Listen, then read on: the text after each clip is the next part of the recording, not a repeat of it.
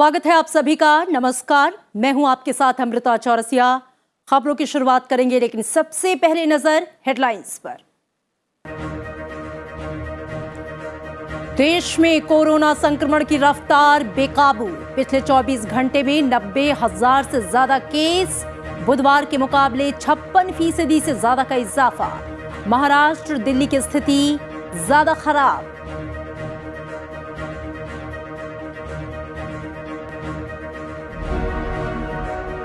देश में Omicron variant के एक दिन में सर्वाधिक 495 नए मामले। संक्रमण के मामलों की संख्या बढ़कर हुई 2,630। कोविड टीकाकरण अभियान में तेजी, 150 करोड़ के करीब कोविड टीकाकरण।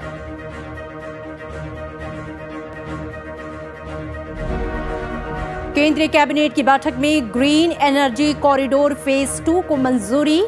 इंट्रास्टेट ट्रांसमिशन सिस्टम में करीब 12,000 करोड़ रुपए होंगे खर्च। भारत नेपाल के बीच महाकाली नदी के ऊपर धारचूला में पुल बनाने को भी हरी झंडी।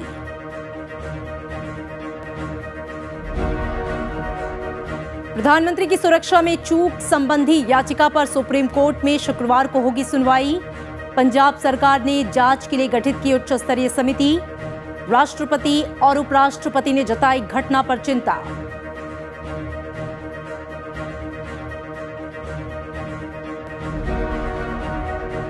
निर्वाचन आयोग ने की चुनावी राज्यों में कानून व्यवस्था और कोविड स्थिति की समीक्षा। पात्र लोगों के टीकाकरण पर जोर। अगले कुछ दिनों में मतदान की तारीखों की घोषणा की उम्मीद।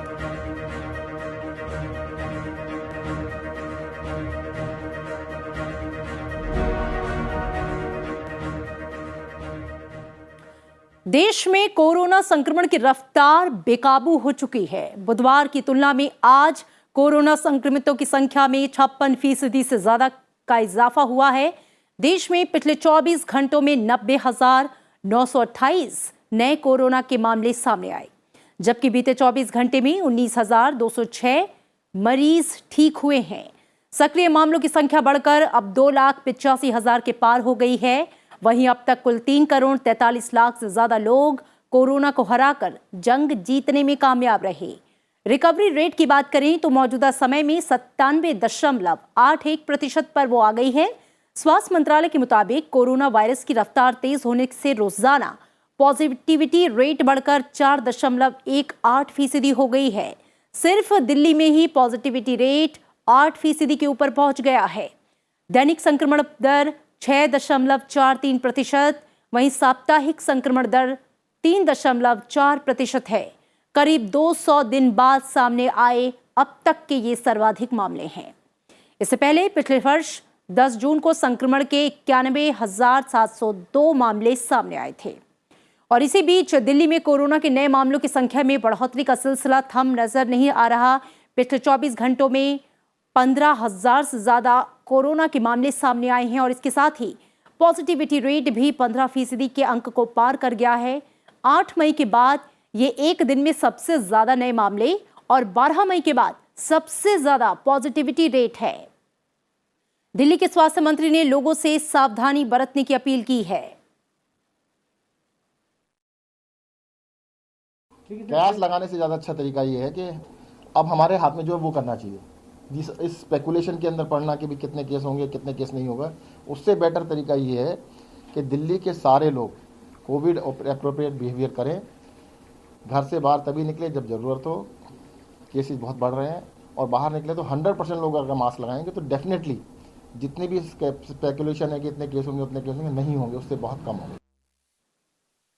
देश में आज कोरोना वायरस के नए स्वरूप ओमिक्रॉन के एक दिन में सर्वाधिक 495 नए मामले सामने आए। इसके साथ ही ओमिक्रॉन संक्रमितों की संख्या बढ़कर 2,630 हो गई। इसमें से 995 मरीज रिकवर हो चुके हैं। ओमिक्रॉन स्वरूप के कुल मामलों में से महाराष्ट्र में सबसे अधिक 797 मामले। इसके बाद दिल्ली में 465, राजस्थान में 236, केरल में 234, कर्नाटक में 226, गुजरात में 204 और तमिलनाडु में 121 मामले सामने आए। और इसी बीच कोरोना वायरस के नए स्वरूप ओमिक्रॉन के अधिक संक्रमण होने के और बिना लक्षण वाले अधिक मामले सामने आने के मद्देनजर केंद्र सरकार ने 9 राज्यों और केंद्र शासित प्रदेशों में कोविड-19 संबंधी जांच बढ़ाने को कहा है ताकि ये मरीज दूसरों को संक्रमित ना करें।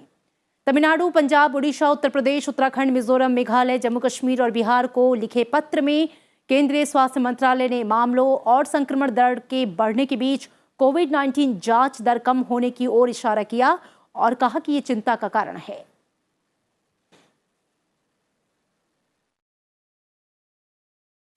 कोरोना की बढ़ती रफ्तार के बीच कोविड टीकाकरण अभियान भी तेज गति से चल रहा है। देश में जारी कोविड टीकाकरण अभियान 150 करोड़ के पार पहुंच गया है। देश में 1 अरब 49 करोड़ 50 लाख से अधिक टीके लगाए जा चुके हैं। स्वास्थ्य मंत्रालय के मुताबिक कल 82 लाख से अधिक टीके लगाए गए। इनमें से 37 लाख 44 हजार टीके किशोरों को लगाए गए। देश में 15 से 18 आयु वर्ग के 1 करोड़ 24 लाख से अधिक किशोरों को कोविड रोधी टीके की पहली खुराक दी गई। स्वास्थ्य मंत्री मनसुख मांडविया ने कहा है कि युवाओं में टीकाकरण को लेकर गजब का उत्साह है। उन्होंने पात्र किशोरों से जल्द टीका लगवाने की अपील की है।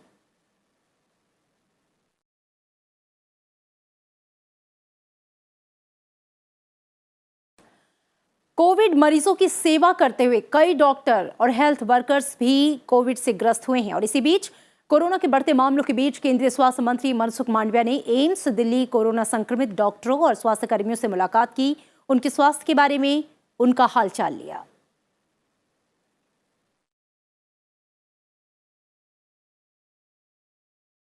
जो हमारे हेल्थ वर्कर्स है दर्दी नारायण की सेवा कर रहे हैं, उसके अच्छी स्वास्थ्य के लिए मैं ईश्वर से प्रार्थना करता हूँ। हमारे हेल्थ वर्कर्स स्वस्थ रहेंगे तो हमारे देश के नागरिकों की सेवा अच्छी तरह से कर पाएंगे।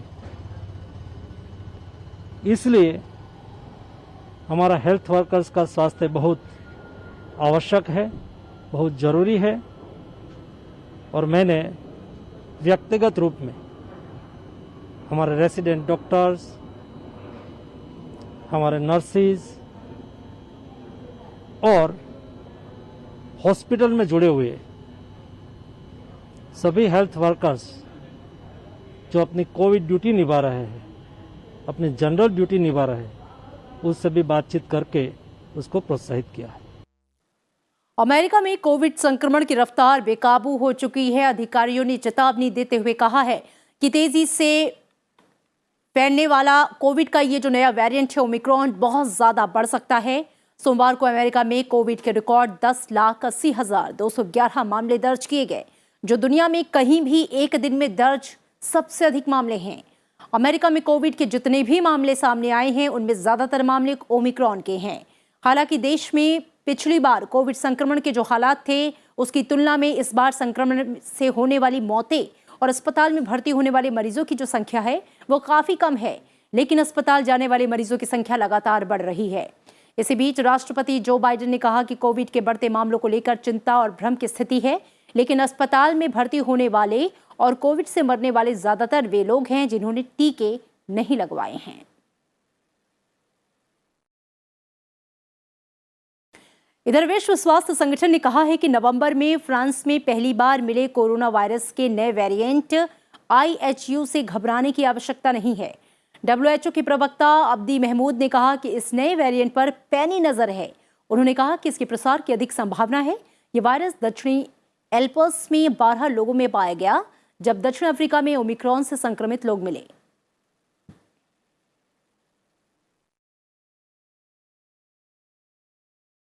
प्रधानमंत्री नरेंद्र मोदी की सुरक्षा में सेंध का मामला अदालत में पहुंच गया। सुप्रीम कोर्ट ने इससे जुड़ी याचिका पर शुक्रवार को सुनवाई करने पर हामी जताई है। याचिका में यह सुनिश्चित करने की अपील की गई है कि भविष्य में प्रधानमंत्री की सुरक्षा में कोई सेंध न हो।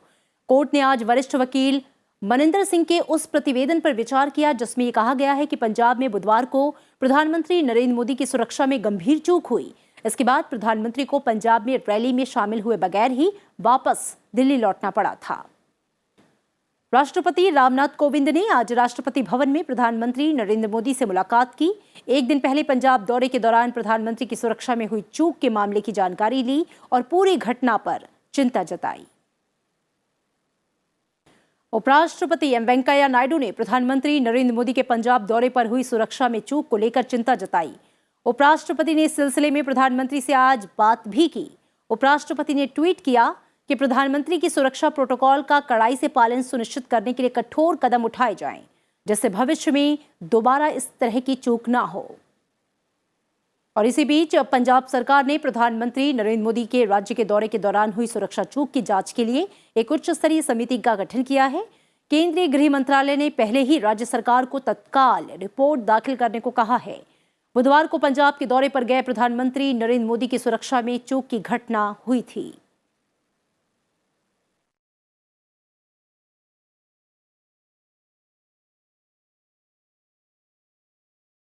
केंद्र सरकार ने intra state transmission system green energy corridor के फेज 2 को मंजूरी दे दी है। आज प्रधानमंत्री मोदी की अध्यक्षता में कैबिनेट की बैठक में यह फैसला लिया गया। इस परियोजना पर लगभग 12,000 करोड़ रुपए खर्च होंगे। इससे 10,750 सर्किट किलोमीटर ट्रांसमिशन लाइन का निर्माण होगा। प्रोजेक्ट के फेज 2 में 7 राज्य गुजरात, हिमाचल प्रदेश, कर्नाटक, केरल, उत्तर प्रदेश, तमिलनाडु और राजस्थान में ट्रांसमिशन लाइन का निर्माण होगा। परियोजना के फेज 1 का लगभग 80% काम पूरा हो चुका है। और ये जो 12,000 करोड़ है, इसमें से केंद्रीय वित्तीय सहायता लगभग 33% रहेगी। इतना ही हिस्सा KFW जो अंतर्राष्ट्रीय संस्था है जर्मनी की, उसके माध्यम से एक ऋण के रूप में राज्यों को मिलेगा। इंट्रा स्टेट ट्रांसमिशन सिस्टम बहुत महत्वपूर्ण है, क्योंकि राज्य के अंदर ही जितनी ट्रांसमिशन लाइंस की जरूरत है उसका भी राज्यों को लाभ मिलेगा और ट्रांसमिशन नेटवर्क जल्दी खड़ा हो पाएगा। और इसके अलावा भारत नेपाल के बीच महाकाली नदी के ऊपर धारचूला में एक पुल बनाने का निर्णय भी कैबिनेट की बैठक में लिया गया। इससे जुड़ा MOU जल्द साइन किया जाएगा। इससे उत्तराखंड में रहने वाले लोगों को लाभ होगा और नेपाल की तरफ रहने वाले लोगों को भी इसका सीधा फायदा होगा।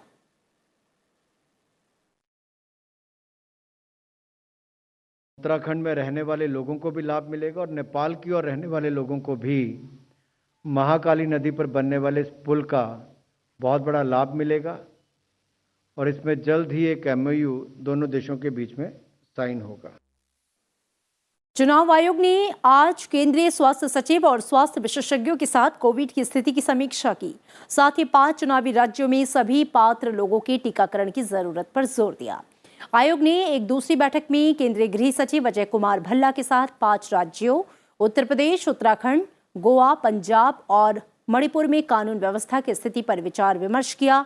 कोविड की स्थिति का आकलन करने के लिए हुई बैठक में स्वास्थ्य सचिव राजेश भूषण के अलावा एम्स के निदेशक रणदीप गुलेरिया और ICMR के महानिदेशक बलराम भार्गव ने हिस्सा लिया। आयोग ने कोविड की स्थिति की व्यापक समीक्षा की और चुनाव प्रचार और मतदान के दौरान किए जाने वाले सुरक्षा उपायों के संबंध में चिकित्सा विशेषज्ञों से सुझाव लिए। इससे पहले केंद्रीय स्वास्थ्य सचिव ने 27 दिसंबर को निर्वाचन आयोग के साथ बैठक की थी। 5 राज्यों में विधानसभा चुनाव होने हैं और आयोग के अगले कुछ दिनों में मतदान की तारीखों की घोषणा करने की उम्मीद है।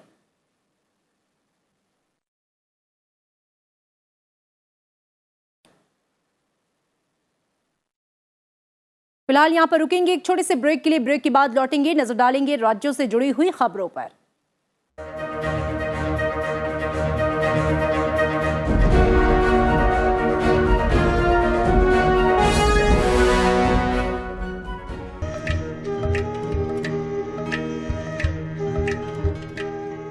इतिहास का इस एपिसोड में हम जानेंगे स्वामी विवेकानंद के बारे में, जानेंगे कैसे नरेंद्रनाथ दत्त बने स्वामी विवेकानंद। हमारी जो भारत माता थी उसकी प्राण प्रतिष्ठापना में स्वामी विवेकानंद का बहुत बड़ा योगदान था, क्योंकि उन्होंने हमारे देश की चिति का जागरण किया, पुनर्जागरण। Went to Chicago, went to the USA. Swamiji says that India first, India second and India last. देखिए इतिहास कार्यक्रम आज रात 9 बजे सिर्फ संसद टीवी पे।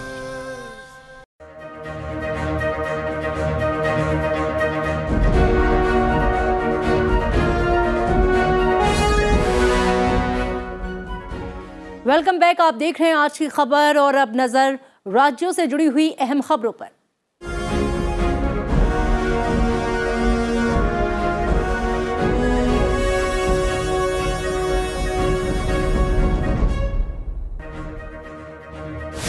प्रधानमंत्री नरेंद्र मोदी कल कोलकाता स्थित चित्तरंजन राष्ट्रीय कैंसर संस्थान के दूसरे परिसर का उद्घाटन करेंगे।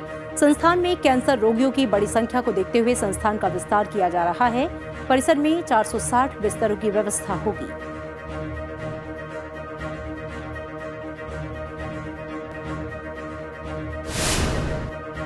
केंद्रीय रेल मंत्री अश्विनी वैष्णव ने लखनऊ के गोमती नगर रेलवे स्टेशन पर विभिन्न सुविधाओं का उद्घाटन किया।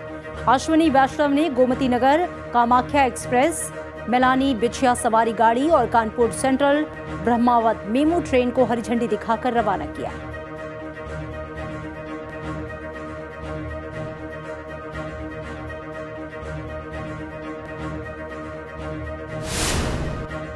उत्तराखंड में बीजेपी की विजय संकल्प यात्रा का आज समापन हो गया। इस मौके पर रक्षा मंत्री राजनाथ सिंह उत्तरकाशी में संकल्प यात्रा में शामिल हुए।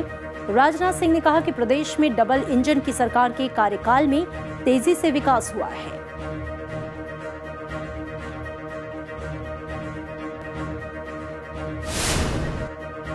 उत्तर प्रदेश के मुख्यमंत्री योगी आदित्यनाथ ने स्वरोजगार संगम कार्यक्रम में 5,07,000 लाभार्थियों को 4,314 करोड़ रुपए का ऋण बांटा। योगी आदित्यनाथ ने कहा कि उनकी सरकार ने कारीगरों की पहचान दी है और उन्हें स्वावलंबी बनाया जा रहा है।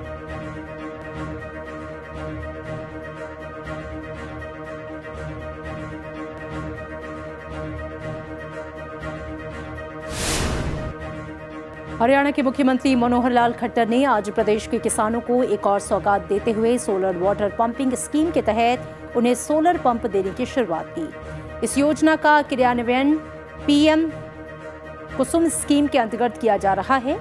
इससे प्रदेश में सौर ऊर्जा को बढ़ावा मिलेगा।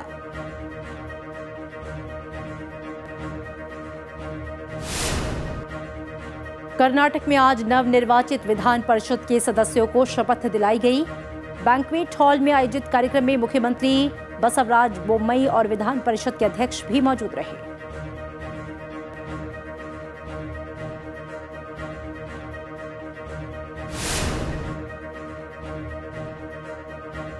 तमिलनाडु विधानसभा के इतिहास में पहली बार आज सदन की कार्यवाही का सीधा प्रसारण किया गया।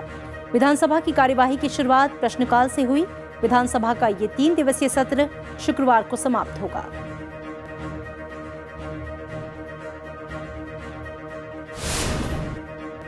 गोवा के स्वास्थ्य मंत्री विश्वजीत राणे ने आज गोवा डेंटल कॉलेज के लिए स्नातकोत्तर फेज 2 IPHB और छात्रावास ब्लॉक के लिए नींव रखी। उन्होंने कहा कि इससे प्रदेश में स्वास्थ्य सेवाएं बेहतर होंगी।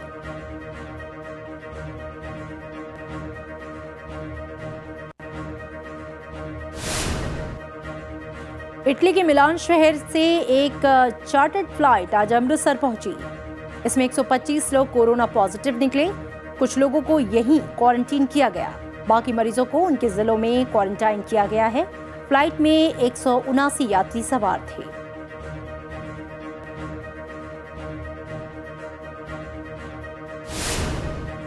केंद्र शासित प्रदेश दमन दीव में भी कोविड प्रतिबंध लागू कर दिए गए हैं। यहां पर पहले से 8वीं तक के स्कूल अगले आदेश तक बंद कर दिया गया है। साथ ही टेस्टिंग बढ़ा दी गई है।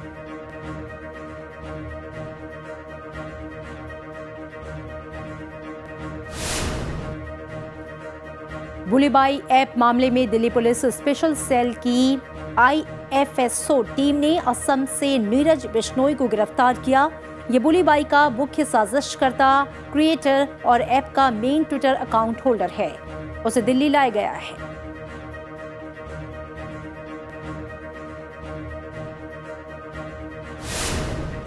भारी बर्फबारी, भूस्खलन और बारिश के चलते स्थगित की गई वैष्णो देवी की यात्रा आज फिर से शुरू की गई। यात्रा के साथ ही हेलीकॉप्टर सेवा भी शुरू की गई। बुधवार को माता वैष्णो देवी दरबार के नजदीक भूस्खलन के चलते वैष्णो देवी यात्रा को स्थगित कर दिया गया था।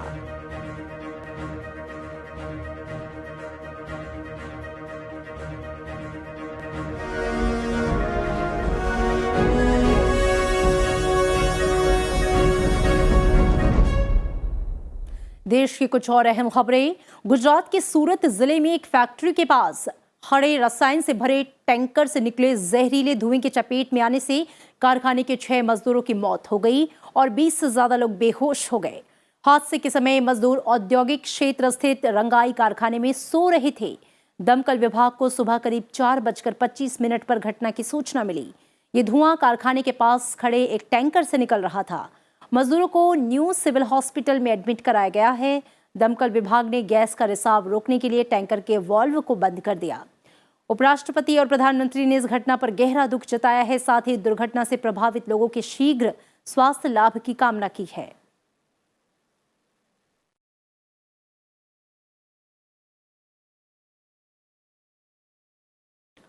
भारत ने चीन और अरुणाचल प्रदेश की कुछ जगहों के नाम बदलने को हास्यास्पद बताया है। विदेश मंत्रालय के प्रवक्ता अरिंदम बागची ने कहा कि इसके बजाय चीन को सीमा मामले को हल करने के लिए रचनात्मक तरीके से सामने आना चाहिए। भारत ने चीन के द्वारा गलवान वैली में बनाए जा रहे पुल के बारे में कहा कि वो पिछले 60 साल में चीन के गैरकानूनी कब्जे वाले इलाके में है, लेकिन भारत अपने कब्जे वाले इलाके में भी आधारभूत संरचना बना रहा है। The political counselor at the Chinese embassy writing letters to honorable members of parliament on their participation at an event. The substance, tone and tenor of the letter are inappropriate. The Chinese side should note that India is a vibrant democracy and honorable members of parliament as representatives of the people. Bharat ने पाकिस्तान में प्रस्तावित दक्षेज शिखर सम्मेलन में शामिल होने से मना कर दिया है। विदेश मंत्रालय के प्रवक्ता अरिंदम बागची ने कहा कि पाकिस्तान की ओर से सीमा पार आतंकवाद जारी है, जिनकी वजह से भारत ने शिखर सम्मेलन में हिस्सा नहीं लेने का फैसला किया। पाकिस्तान के विदेश मंत्री ने हाल ही में एक बयान दिया था कि प्रधानमंत्री नरेंद्र मोदी अगर वहां ना जाना चाहें तो वर्चुअल माध्यम से भी सार्क शिखर सम्मेलन में शामिल हो सकते हैं। You are aware of the background as to why the SAARC summit has not been held since 2014. There has been no material change in the situation since then. Therefore, there is still no consensus that would permit the holding of the summit. Kazakhstan में तेल की बढ़ती कीमतों की वजह से शुरू आंदोलन अब राजनीतिक हो गया है। अब तक पुलिस फायरिंग में 12 से ज्यादा लोगों की मौत हो चुकी है, जबकि 300 से ज्यादा लोग जख्मी हो गए। प्रदर्शनकारियों ने राष्ट्रपति निवास सहित कई सरकारी ऑफिस और नेताओं के घरों में आग लगा दी। पेट्रोलियम पदार्थों की कीमतों की वजह से कजाकिस्तान के प्रधानमंत्री अस्कर ममिन ने अपने पद से इस्तीफा दे दिया। राष्ट्रपति कसीम जोमार्ट तोकायेव ने अली खान स्माइलोव को कार्यवाहक प्रधानमंत्री नियुक्त किया, मगर हालात अब भी काबू में नहीं आए हैं। देश में 19 जनवरी तक इमरजेंसी लगा दी गई है। इस पूरे मामले में अब रूस ने मदद के लिए हाथ आगे बढ़ाया है। हालात पर काबू पाने और सुरक्षा कर्मियों की सहायता के लिए रूस ने अपने सैनिकों को कजाकिस्तान भेजा है। भारत भी हालात पर पैनी नजर बनाए हुए है। Our embassy is in Kazakhstan, in Nur-Sultan, is closely monitoring the ongoing developments there, particularly from the perspective of the safety and welfare of Indian nationals in that country. We will of course assist any Indians in distress. For the moment, we are not aware of any such incident or situation. पहाड़ों पर बर्फबारी जारी है। कई राज्यों में बर्फबारी की वजह से उत्तर भारत में ठंड में इजाफा हुआ है। उत्तराखंड में तीसरे दिन भी मौसम खराब रहा। यहां बद्रीनाथ धाम में भारी हिमपात हुआ है। तप्त कुंड से लेकर मंदिर परिसर तक सफेद बर्फ की चादर बिछ चुकी है। साथ ही केदारनाथ धाम में भी भारी बर्फबारी हुई है। रुद्रप्रयाग, चमोली, उत्तरकाशी, बागेश्वर और पिथौरागढ़ के ऊंचाई वाले इलाकों में भी बर्फबारी जारी है। हिमाचल प्रदेश में भी बर्फबारी लगातार जारी है, जिससे सर्दी चरम पर पहुंच गई है। मनाली, माल रोड समेत रोहतांग दर्रे और अटल टनल के आसपास की ऊंची पहाड़ियों पर बर्फबारी का सिलसिला लगातार जारी है, जिससे मनाली के ऊपरी इलाकों में सड़कें भी जाम हो गई हैं और आवाजाही पूरी तरह से बंद हो गई है। अटल टनल के पास 4 फीट हिमपात हुआ है, जिससे लेह मनाली हाईवे पूरी तरह से बंद हो गया। केंद्र शासित प्रदेश जम्मू कश्मीर में बर्फबारी और भूस्खलन की वजह से श्रीनगर जम्मू राष्ट्रीय राजमार्ग और ऐतिहासिक मुगल सड़क को यातायात के लिए बंद कर दिया गया। यहां कांजीगुंड और बनिहाल राजमार्ग पर 1 फुट तक बर्फ जम गई है। सड़क पर फिसलन होने के कारण बर्फ हटाने का काम अभी शुरू नहीं हो पाया है। जगह जगह खड़े वाहनों को निकालकर सुरक्षित जगहों पर ले जाया जा रहा है।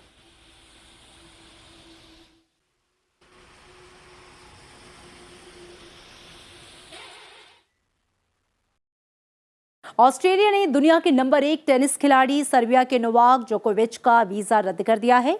नोवाक जोकोविच ऑस्ट्रेलियन ओपन में हिस्सा लेने मेलबर्न पहुंचे थे। इससे पहले जोकोविच को घंटों तक एयरपोर्ट पर ही रोका गया। इसके बाद एंट्री से जुड़े जरूरी दस्तावेज पेश नहीं कर पाने के कारण उनका वीजा रद्द किया गया। ऑस्ट्रेलिया की तरफ से एक दिन पहले ही नोवाक जोकोविच को वैक्सीनेशन नियमों में छूट देते हुए ऑस्ट्रेलियन ओपन में हिस्सा लेने के लिए मंजूरी दी गई है। इस मामले में ऑस्ट्रेलिया के प्रधानमंत्री स्कॉट मॉरिसन ने कहा है कि कानून सबके लिए बराबर है और कोई भी कानून के ऊपर नहीं है।